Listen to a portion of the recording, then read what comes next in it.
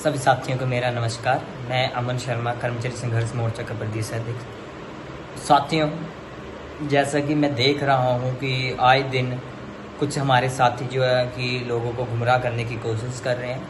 तो साथी, मैं आपको बताना चाहता हूं कि जो पैरा वाले हैं, पैरा श्रेणियों में तीनों श्रेणियाँ आती हैं। इस बार जो क्वेश्चन हुआ उसको हम मानते हैं कि वो गड़बड़ी हुई है उस क्वेश्चन में। बट साथियों, हम सब एक हैं। जब पहले पुराने क्वेश्चन थे सब एक थे। इस बार जो चेंज हुआ उस बारे में मैंने बात करी है। माननीय देहरा के विधायिका श्रीमती कमलेश ठाकुर जी, उन्होंने मेरे को आश्वासन दिया है। मेरे को उनके ऊपर पूर्ण विश्वास है। उन्होंने मेरे को बोला है कि मैं माननीय उप मुख्यमंत्री और मुख्यमंत्री जी के समक्ष ये बात रखूंगी।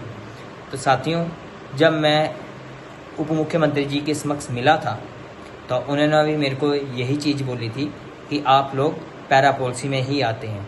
ठीक है, मैं आपको बताना चाहता हूं, अगर आप लोग आपस में लड़ोगे तो कोई फ़ायदा नहीं कि हम मल्टीपर्पज़ वाले अलग होना चाहते हैं या कोई अलग होना चाहता है, तो इसमें आपका नुकसान है।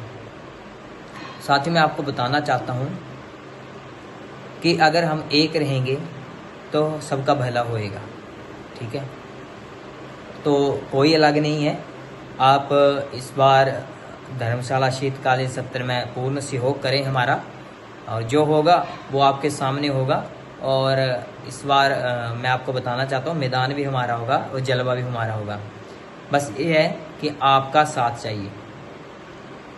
साथियों, मैंने हमेशा निरंतर प्रयास करा है पैरा पॉलिसी को कम करवाने के लिए, और आगे भी कर रहा हूँ। आए दिन किसी न मंत्री या किसी विधायक से मैं मिलता रहता हूँ, पैरा पॉलिसी के लिए ही बातचीत करता रहता हूँ। ठीक है, मेरे को आश्वासन भी मिलते हैं, और मेरे को जो आश्वासन मिलते हैं वो मेरे को पूर्ण विश्वास के ऊपर मिलते हैं। आपको भी थोड़ी पेशेंस रखनी पड़ेगी। आपको मैं और बताना चाहता हूँ, अगर सब्र का फल हमेशा मीठा होता है। आप सब्र करोगे तो फल जो है वो बहुत मीठा होगा। तो साथियों, आप किसी के बहकावे में ना आए। कोई किसी का देखो ना, मैं आपको कुछ एग्जांपल देना चाहता हूँ। घर का भेद लंका ढाए, ये बात तो आपको पता ही होगी कि इसका बोलने का तात्पर्य क्या है कि जो मतलब हमारे घर का कोई भेद ही होता है वही लंका ढाता है। बात ठीक है।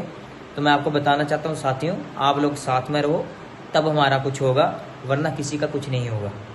इसमें सरकार बार बार फ़ायदा ले रही है, हमारा आगे भी लेती जा रही है। इस बार सरकार ने हमें लड़ाने की कोशिश करी है। अगर आप लोग आज साथ हो गए तो पैरा की आवाज़ नंबर 1 पे जा रही है। आने वाले समय में आपके समक्ष पॉलिसी भी आएगी। ठीक है, ना पॉलिसी पंप ऑपरेटर फिटर की है, ना मल्टीपर्पज़ की है। आप जो 15% पर 10% का कोटा देख रहे हैं वो भी विचाराधीन है। हमारे साथियों को 8 साल पूर्ण हो रहे हैं, 18 तारीख को, 29 तारीख को, 10 अक्टूबर को। साथियों, आप सहयोग करें तभी कुछ होगा, वरना आप एक दूसरे की टांगे खींचोगे तो कुछ भी नहीं होगा।